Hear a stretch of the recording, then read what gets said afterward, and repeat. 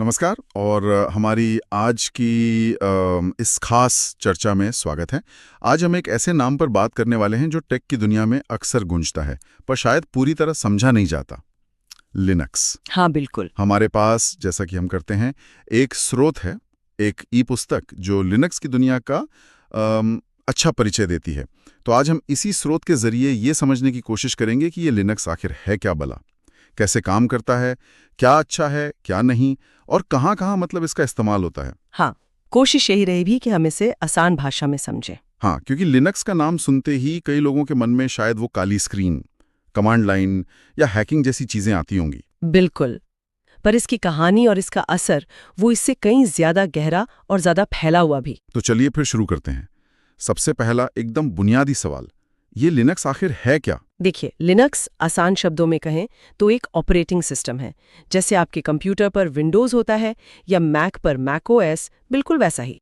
अच्छा। ये कंप्यूटर के हार्डवेयर, मतलब जो पुर्जे आप देख सकते हैं, और हम यानी यूजर, इनके बीच एक पुल का काम करता है ताकि हम कंप्यूटर से अपना काम करवा सकें। और स्रोत बताता है कि इसकी शुरुआत 1991 में हुई थी। लाइनस टॉरवेल्स नाम के एक फिनिश स्टूडेंट ने इसे बनाया था। हाँ, 1991 में। काफी पुरानी बात है। हाँ, और उन्होंने इसे यूनिक्स ऑपरेटिंग सिस्टम से प्रेरणा लेकर बनाया था, जो उस समय काफी पावरफुल माना जाता था। हाँ, स्रोत में एक मजेदार बात भी थी इसके नाम को लेकर, lovable intelligent not using XP. हाँ, वो तो एक्रोनिम बना दिया। खैर, मजाक से हटकर जो चीज लिनक्स को वाकई खास बनाती है वो है इसका ओपन सोर्स होना। ये शब्द हम बहुत सुनते हैं आजकल, पर इसका असली मतलब क्या है यहाँ? ये बहुत जरूरी पॉइंट है। देखिए, ओपन सोर्स का सीधा मतलब है कि लिनक्स का जो मूल कोड है ना, जिसे हम सोर्स कोड कहते हैं, हाँ, वो सबके लिए खुला है। मतलब कोई भी उसे देख सकता है, उसे मुफ्त में इस्तेमाल कर सकता है, और सबसे बड़ी बात, अपनी जरूरत के हिसाब से उसमें बदलाव, मतलब मॉडिफिकेशंस भी कर सकता है। अच्छा। तो ये वैसा नहीं है जैसे विंडोज में, जहां सिर्फ माइक्रोसॉफ्ट ही कोड बदल सकती है। बिल्कुल सही। विंडोज वो एक क्लोज्ड सोर्स सिस्टम है। हाँ। उसका कोड कंपनी की प्रॉपर्टी है। आप उसे खरीदते हैं, इस्तेमाल करते हैं, पर बदल नहीं सकते। लिनक्स में ये पूरी आजादी है, और इसी वजह से आप सोचिए, दुनिया भर के हजारों डेवलपर्स ने मिलकर इसे बेहतर बनाया है सालों से। कमाल है। ये शुरू तो हुआ था एक पर्सनल कंप्यूटर के प्रोजेक्ट की तरह, एक शौक की तरह। हाँ। लेकिन आज ये सर्वर की दुनिया में बादशाह है। सुपर कंप्यूटर्स इसी पर चलते हैं। हमारे घरों के राउटर्स, स्मार्ट टीवीज, यहाँ तक कि कारों में, स्मार्ट वॉच में, सब जगह लिनक्स है। अरे वाह। और स्रोत में ये भी था कि हमारे एंड्रॉयड फोन के अंदर भी लिनक्स कर्नल ही है। जी हाँ, ये बिल्कुल सच है। एंड्रॉयड की जो नींव है वो लिनक्स कर्नल पर ही बनी है। तो मतलब हम में से ज्यादातर लोग रोज लिनक्स इस्तेमाल कर रहे हैं बिना जाने हुए। हाँ, काफी हद तक। इसीलिए तो कहते हैं कि ये सबसे तेजी से बढ़ने वाला ऑपरेटिंग सिस्टम है। ये सिर्फ डेस्कटॉप की चीज नहीं रही, अब ये एक पूरा इकोसिस्टम है जो हमारी टेक्नोलॉजी की रीढ़ की हड्डी का हिस्सा बन गया है। तो मूल रूप से ये वो सिस्टम सॉफ्टवेयर है जो कंप्यूटर के सारे हार्डवेयर और रिसोर्सेज को मैनेज करता है और बाकी सॉफ्टवेयर्स को चलने के लिए एक प्लेटफॉर्म देता है। ठीक है, ये तो समझ आ गया कि लिनक्स क्या है और क्यों इतना खास है। अब जरा इसके अंदर की बात करते हैं। इसकी बनावट कैसी है? स्रोत ने कुछ मुख्य हिस्सों का जिक्र किया था: hardware, kernel, system library, shell और यूटिलिटीज। इसमें सबसे कोर क्या है? सबसे अहम हिस्सा है कर्नल। आप इसे लिनक्स का दिल कह लीजिए या दिमाग। अच्छा। यही वो कोर प्रोग्राम है जो सीधे हार्डवेयर से बात करता है। सिस्टम के सारे मुख्य काम, जैसे मेमोरी को मैनेज करना, कौन सा प्रोग्राम कब चलेगा, प्रोसेस मैनेजमेंट, कौन से डिवाइस कैसे काम करेगी, डिवाइस मैनेजमेंट, ये सब कर्नल ही संभालता है। जितने भी सॉफ्टवेयर एप्लीकेशन हम चलाते हैं वो कर्नल के जरिए ही हार्डवेयर तक पहुंच पाते हैं। और हाँ, एक सिस्टम में एक ही कर्नल होता है। कर्नल के भी अलग अलग टाइप होते हैं क्या? स्रोत में मोनोलिथिक, माइक्रो कर्नल जैसे कुछ नाम थे। क्या ये जानना जरूरी है? देखिए, स्रोत में जिक्र है तो संक्षेप में समझ लेते हैं, बहुत गहराई में जाने की जरूरत नहीं है शायद। लिनक्स जिस डिजाइन को फॉलो करता है उसे मोनोलिथिक कर्नल कहते हैं। मोनोलिथिक। हाँ, इसका मतलब है कि ऑपरेटिंग सिस्टम के ज्यादातर जो मुख्य हिस्से हैं, जैसे file system, device driver, memory management वगैरह, वो सब एक ही बड़े प्रोग्राम यानी कर्नल के अंदर चलते हैं। अच्छा, एक ही जगह सा। हाँ, इसका फायदा ये है कि ये तेज होता है क्योंकि सब कुछ एक ही स्पेस में है, कम्युनिकेशन तेज होता है। और इसके अलावा मतलब दूसरे तरीके क्या हैं? दूसरा मुख्य तरीका है माइक्रो कर्नल का। इसमें कर्नल को बहुत छोटा रखा जाता है, सिर्फ एकदम जरूरी काम करने के लिए। बाकी चीजें जैसे डिवाइस ड्राइवर वगैरह वो कर्नल के बाहर यूजर स्पेस में चलती हैं। ये ज्यादा सुरक्षित और स्थिर माना जाता है क्योंकि अगर बाहर का कोई हिस्सा फेल हो जाए तो पूरा सिस्टम शायद क्रैश न हो। लेकिन ये थोड़ा धीमा हो सकता है क्योंकि अलग-अलग हिस्सों में कम्युनिकेशन में टाइम लगता है। अच्छा। आजकल विंडोज और मैकओएस जैसे सिस्टम हाइब्रिड कर्नल इस्तेमाल करते हैं जो इन दोनों का मिक्सचर है। पर लिनक्स वो अपनी जड़ों से जुड़ा है और मोनोलिथिक डिजाइन को ही बेहतर बनाता आया है। दिलचस्प है। तो कर्नल हो गया जो हार्डवेयर से बात कर रहा है, लेकिन हम मतलब यूजर हम सिस्टम से कैसे बात करते हैं? यहाँ पर शेल आता है। सही, बिल्कुल सही पकड़ा आपने। शेल हमारा इंटरफेस है, वो माध्यम है जिससे हम ऑपरेटिंग सिस्टम से बात करते हैं। जब हम कोई कमांड टाइप करते हैं ना वो काली स्क्रीन पे, तो शेल उसे समझता है और फिर कर्नल को बताता है कि यूजर ये करवाना चाहता है। इसीलिए इसे कमांड इंटरप्रेटर भी कहते हैं। तो ये सिर्फ कमांड लाइन वाला ही होता है? नहीं, ग्राफिकल इंटरफेस मतलब जो आइकॉन और मेन्यू हम देखते हैं उसके पीछे भी शेल काम कर रहा होता है कमांड्स को एग्जीक्यूट करने के लिए। ये इंटरैक्टिव भी हो सकता है जैसे कमांड लाइन, और नॉन इंटरैक्टिव भी जैसे स्क्रिप्ट चलाते समय। अच्छा, और इसमें भी वैरायटी है क्या जैसे कर्नल में थी? हाँ बिल्कुल, कई तरह के शेल होते हैं। सबसे आम जो ज्यादातर लिनक्स डिस्ट्रीब्यूशन में डिफॉल्ट मिलता है वो है बैश। Bourne again shell. हाँ, बॉर्न अगेन शेल ये बहुत पावरफुल है। इसमें कमांड हिस्ट्री, एलायस बनाना, स्क्रिप्टिंग ये सब बहुत अच्छे से होता है। इसके अलावा पुराना शेश, बॉर्न शेल, CSH जिसका सिंटेक्स सी प्रोग्रामिंग जैसा है, ZSH जो आजकल काफी पॉपुलर हो रहा है अपने एडवांस्ड फीचर्स के कारण। काफी ऑप्शन है। अच्छा, कर्नल और शेल के अलावा स्रोत में सिस्टम लाइब्रेरी और यूटिलिटीज का जिक्र था। ये क्या करते हैं, जल्दी से बता सकती हैं? जरूर। देखिए, सिस्टम लाइब्रेरीज वो पहले से लिखे हुए कोड के कलेक्शन है जिनका इस्तेमाल प्रोग्रामर करते हैं अपने सॉफ्टवेयर बनाने के लिए। ये लाइब्रेरीज ऑपरेटिंग सिस्टम के फंक्शनैलिटी को इस्तेमाल करने का आसान तरीका देती हैं ताकि हर प्रोग्रामर को व्हील री इन्वेंट न करना पड़े। सबसे कॉमन है glib जो बहुत सारे बेसिक काम करती है। ठीक है, लाइब्रेरीज मतलब कोड का कलेक्शन। और यूटिलिटीज वो छोटे छोटे प्रोग्राम या कमांड्स हैं जो रोजमर्रा के काम आते हैं। ये लिनक्स को इस्तेमाल करने लायक बनाते हैं।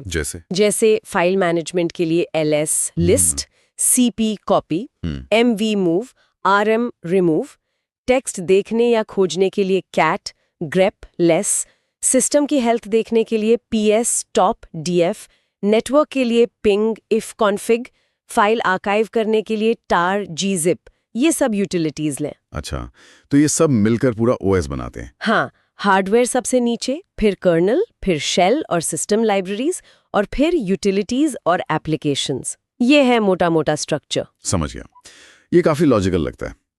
अब आते हैं उस सवाल पर जिसका इंतजार शायद बहुत लोग कर रहे होंगे। लिनक्स इस्तेमाल करने के फायदे क्या हैं?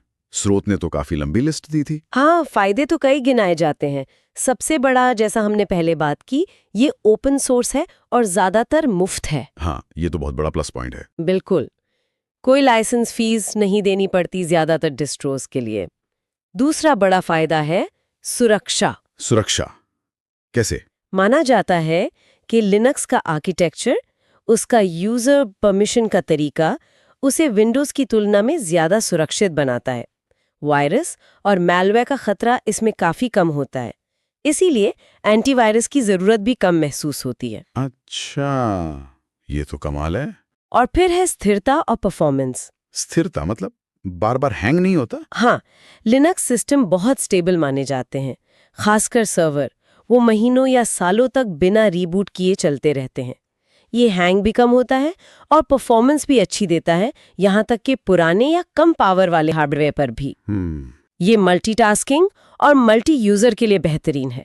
मतलब एक ही सिस्टम पर एक साथ कई लोग काम कर सकते हैं या कई सारे काम एक साथ चल सकते हैं बिना स्लो हुए। और वो लचीलापन वाली बात? हाँ, फ्लेक्सिबिलिटी, क्योंकि कोड खुला है, आप इसे अपनी ज़रूरत के हिसाब से बदल सकते हैं। छोटे से छोटे एम्बेडेड डिवाइस से लेकर दुनिया के सबसे बड़े सुपर कंप्यूटर तक हर जगह से ढाला जा सकता है। सॉफ्टवेयर अपडेट्स भी आसान होते हैं। ग्राफिकल इंटरफेस भी होता है इसमें, क्योंकि कई लोग सोचते हैं ये सिर्फ कमांड वाला है। हाँ बिल्कुल, आजकल बहुत अच्छे ग्राफिकल यूजर इंटरफेस GUI आते हैं लिनक्स के लिए, और ये लगभग सभी बड़ी प्रोग्रामिंग लैंग्वेजेस को सपोर्ट करता है। C++, जावा, पाइथन, रूबी, सब कुछ। डेटा प्राइवेसी भी बेहतर मानी जाती है और इंस्टॉलेशन भी आजकल काफी आसान हो गया है। वाह, ये तो सुनने में बहुत ही अच्छा लग रहा है। मुफ्त, सुरक्षित, स्थिर, लचीला। तो फिर सब लोग ये क्यों नहीं इस्तेमाल करते? कुछ कमियां भी तो होंगी।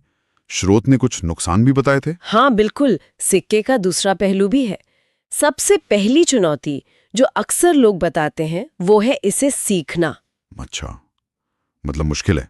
विंडोज़ या मैकओएस के जो यूजर्स आदी हो चुके होते हैं, उनके लिए लिनक्स का इंटरफेस, फाइलों का स्ट्रक्चर और खासकर कमांड लाइन का इस्तेमाल वो शुरू में थोड़ा अलग और सीखने वाला लग सकता है। लर्निंग कर्व है, ये मानना पड़ेगा। दूसरी बात, कुछ खास तरह के सॉफ्टवेयर, खासकर हाई एंड गेम्स या कुछ इंडस्ट्री स्पेसिफिक प्रोफेशनल एप्लीकेशंस, वो शायद लिनक्स पर उतनी आसानी से या उतने अच्छे से न चलें जितने विंडोज़ पर चलते हैं। हालांकि वाइन जैसे टूल से मदद मिलती है और गेमिंग की स्थिति भी अब काफी सुधर रही है स्टीम वगैरह के आने से। पर अभी भी शायद विंडोज जैसा नहीं है। शायद उतना वाइड सपोर्ट नहीं है सभी गेम्स और सॉफ्टवेयर्स का। तीसरी बात है सपोर्ट। सपोर्ट मतलब मदद। हाँ, जैसे विंडोज या मैक के लिए आपको कंपनी से सीधा कस्टमर सपोर्ट मिल जाता है, वैसा सेंट्रलाइज सपोर्ट सिस्टम लिनक्स के लिए नहीं है, खासकर फ्री डिस्ट्रोस के लिए। आपको ज्यादातर online community forum, documentation, tutorials पर निर्भर रहना पड़ता है। कम्युनिटी बहुत हेल्पफुल है, नो डाउट, पर यह वैसा नहीं है कि आपने फोन उठाया और प्रॉब्लम सॉल्व हो गई। अच्छा। स्रोत में हाइबरनेशन फीचर की कमी का भी जिक्र था, हालांकि ये अब कई डिस्ट्रोज में है। और कभी-कभी बग्स या एरर्स ढूंढना थोड़ा मुश्किल हो सकता है, खासकर नए यूजर्स के लिए। मार्केट शेयर भी डेस्कटॉप पर कम है, तो कभी-कभी कंपैटिबिलिटी इश्यूज आ सकते हैं। ठीक है, तो मतलब फायदे हैं तो कुछ चुनौतियां भी हैं। ये यूजर की जरूरत पर डिपेंड करता है कि उसके लिए क्या बेहतर है। बिल्कुल। अब अगर इसकी सीधी तुलना करें विंडोज से, जो सबसे ज्यादा इस्तेमाल होता है, तो मुख्य अंतर क्या है स्रोत के हिसाब से, एकदम पॉइंट टू पॉइंट? स्रोत कुछ मुख्य अंतर बताता है। पहला, source. Linux open source, Windows close source. ये सबसे बड़ा फंडामेंटल फर्क है। ठीक। दूसरा, फाइल नाम। लिनक्स केस सेंसिटिव होता है, मतलब file.txt और file.txt दो अलग फाइलें हैं। विंडोज में ऐसा नहीं है। अच्छा, ये ध्यान रखना पड़ेगा। तीसरा, कीमत। लिनक्स ज्यादातर मुफ्त है, विंडोज के लिए लाइसेंस खरीदना पड़ता है। चौथा, कर्नल टाइप। स्रोत ने लिनक्स को मोनोलिथिक और विंडोज को माइक्रो कर्नल कहा है। हालांकि विंडोज असल में हाइब्रिड इस्तेमाल करता है, पर डिजाइन फिलॉसफी अलग है। ठीक है। पांचवां, कुशलता। लिनक्स अक्सर ज्यादा कुशल माना जाता है, कम रिसोर्स में अच्छा काम करता है। छठा, सुरक्षा। लिनक्स आमतौर पर ज्यादा सुरक्षित माना जाता है, हैक करना मुश्किल है, एंटीवायरस की जरूरत कम पड़ती है। विंडोज में एंटीवायरस जरूरी है।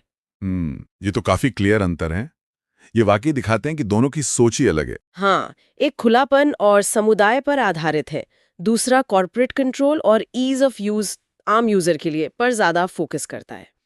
तो अब ये बताएं कि ये लिनक्स हमें असल जिंदगी में कहाँ-कहाँ मिलता है? सर्वर और एंड्रॉयड फोन की बात तो हुई, और कहाँ, शायद जहां मैं पता भी ना चलता हो। अरे, ये तो हर जगह है। जैसा कहा, इंटरनेट की बैकबोन है। ज्यादातर वेबसाइटें जिन सर्वर पे होस्टेड हैं वो लिनक्स पर चलते हैं। अच्छा, गूगल, फेसबुक भी? हाँ, गूगल, फेसबुक, अमेज़न, ट्विटर, ये सब बड़े पैमाने पर अपने इंफ्रास्ट्रक्चर में लिनक्स का इस्तेमाल करते हैं। दुनिया की जो टॉप 500 सुपर कंप्यूटर्स हैं, उनमें से लगभग सभी लिनक्स पर ही चलते हैं। सुपर कंप्यूटर्स भी? जी हाँ, स्टॉक एक्सचेंज, बैंकों के सिस्टम, वैज्ञानिक रिसर्च में, मौसम की भविष्यवाणी में, सब जगह लिनक्स है। हमारे घरों में जो वाईफाई राउटर है, बहुत मुमकिन है वो लिनक्स पे चल रहा हो। राउटर भी? हाँ। Smart TV, set top box, कारों के इंफोटेनमेंट सिस्टम, डिजिटल साइनेज, यहाँ तक कि कुछ स्मार्ट रेफ्रिजरेटर्स भी, ये एम्बेडेड सिस्टम्स में बहुत पॉपुलर हैं। कमाल है। मतलब ये छुपा रुस्ता ना एक तरह से? कह सकते हैं। और डेस्कटॉप पर इस्तेमाल होने वाले सॉफ्टवेयर्स की बात करें, क्या लिनक्स पर अच्छे जाने पहचाने सॉफ्टवेयर चलते हैं?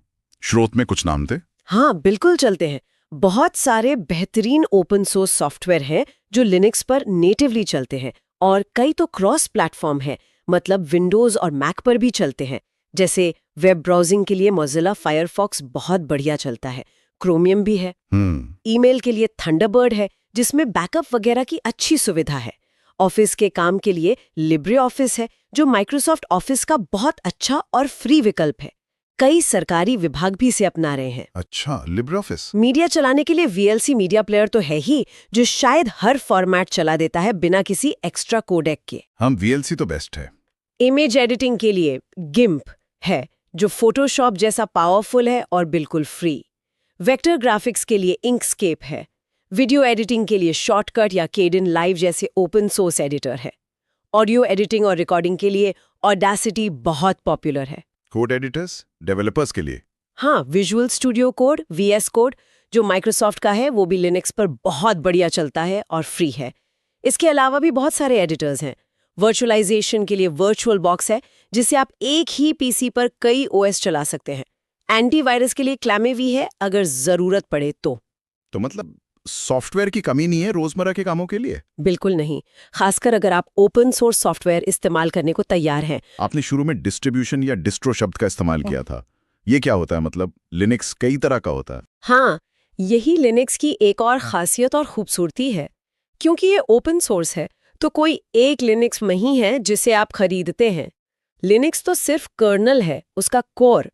फिर अलग अलग लोग और कंपनियां इस कर्नल को लेते हैं, उसके साथ अपनी ज़रूरत के हिसाब से सॉफ्टवेयर, यूटिलिटीज, ग्राफिकल इंटरफेस और सेटिंग्स जोड़कर एक पूरा ऑपरेटिंग सिस्टम बनाते हैं। अच्छा। इन्हीं पूरे पैकेज को डिस्ट्रीब्यूशन या डिस्ट्रो कहते हैं और हजारों डिस्ट्रोज हैं। हजारों? हाँ, हालांकि कुछ ही ज्यादा पॉपुलर है। हर डिस्ट्रो का अपना एक फोकस होता है, जैसे उबुंटू या उबंटू और लिनक्स मिंट। ये नए लोगों के लिए बहुत अच्छे माने जाते हैं क्योंकि इनका इंटरफेस आसान है और इस्तेमाल करना सरल है। उबुंटू, हाँ, नाम सुना है। डेबियन, जिस पर उबंटू आधारित है, वो अपनी स्थिरता और भरोसे के लिए जाना जाता है, खासकर सर्वर के लिए। फेडोरा हमेशा लेटेस्ट सॉफ्टवेयर और टेक्नोलॉजी लाने की कोशिश करता है। आर्च लिनक्स और जेंटू उन लोगों के लिए है जो सिस्टम पर पूरा कंट्रोल चाहते हैं और खुद सब कुछ कॉन्फ़िगर करना पसंद करते हैं। अच्छा। MX लिनक्स और मैंजारो आजकल डेस्कटॉप पर काफ़ी पॉपुलर हो रहे हैं और काली लिनक्स हैकिंग और पेनिट्रेशन टेस्टिंग के लिए खास तौर पर बनाया गया है। काली लिनक्स, हाँ, ये भी सुना है। और कॉर्पोरेट दुनिया में सर्वर के लिए रेड हैट एंटरप्राइज लिनक्स और सूजे लिनक्स एंटरप्राइज सर्वर बहुत बड़े नाम हैं जिनके लिए पेड सपोर्ट मिलता है। तो मतलब यूजर अपनी जरूरत, अपनी पसंद और अपने टेक्निकल स्किल के हिसाब से चुन सकता है। बिल्कुल, ये चॉइस लिनक्स का एक बड़ा प्लस पॉइंट है। ठीक है, तो मान लीजिए कोई इसे आजमाना चाहता है, कोई डिस्ट्रो इंस्टॉल करता है, क्या उसे वो कमांड लाइन सीखना बहुत जरूरी है?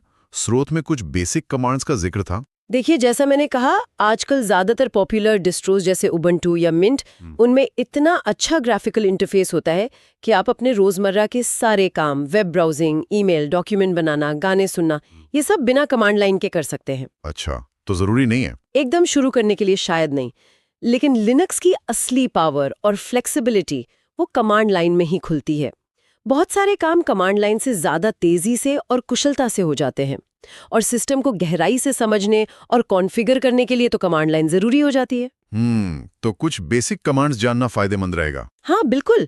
स्रोत ने कुछ बहुत कॉमन कमांड्स बताए थे जो लगभग हर रोज काम आते हैं, जैसे ls। ये आपको दिखाता है कि करंट फोल्डर में कौन सी फाइलें और फोल्डर हैं। ls लिस्ट के लिए? ठीक है, में है print working directory. pwd। mkdir नया फोल्डर बनाने के लिए, मेक डायरेक्टरी।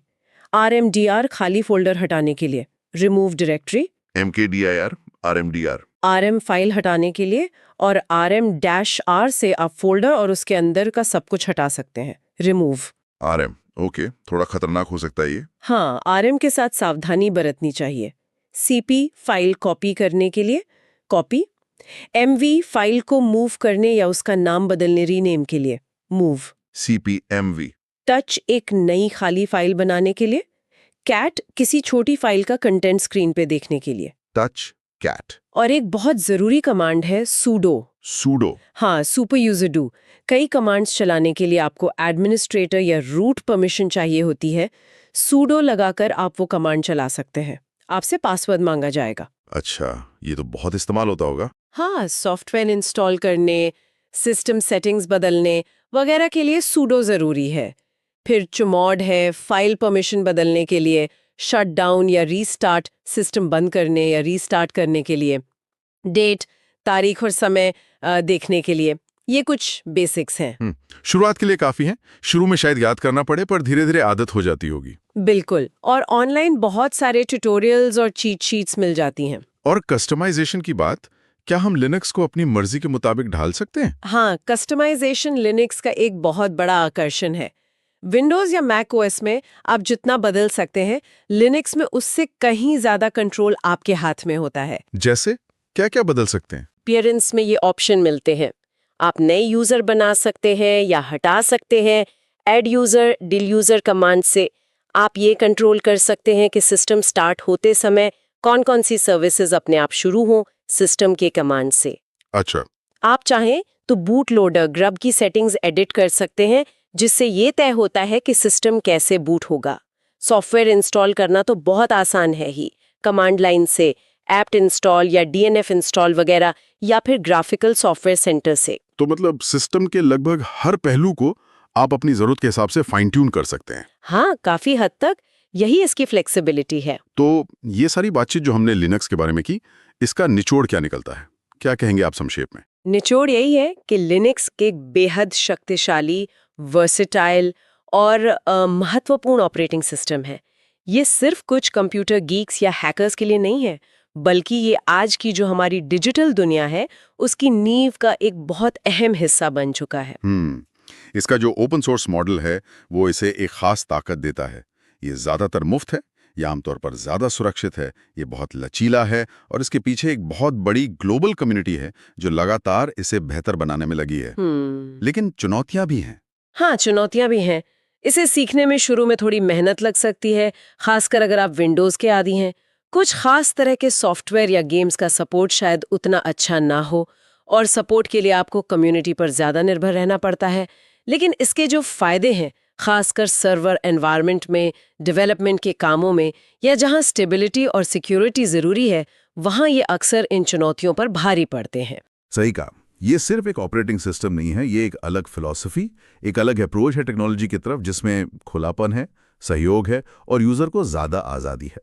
बिल्कुल। और यहीं से शायद हमारे श्रोताओं के लिए एक सोचने वाली बात निकलती है, जो स्रोत की जानकारी पर आधारित है। जरूर। जरा सोचिए, जिस तरह लिनक्स की ओपन सोर्स फिलॉसफी ने सॉफ्टवेयर डेवलपमेंट को बदल दिया, क्या इसी तरह के खुले, पारदर्शी और सहयोगी मॉडल विज्ञान, शिक्षा, कला, यहाँ तक कि शासन, गवर्नेंस जैसे दूसरे क्षेत्रों में भी कोई बड़ी क्रांति ला सकते हैं?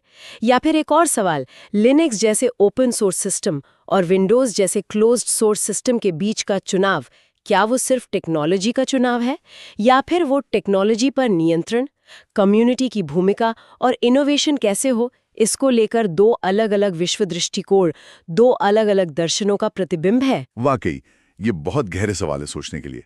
लिनक्स की इस दिलचस्प दुनिया में हमारे साथ ये सफर करने के लिए आपका बहुत बहुत धन्यवाद। धन्यवाद।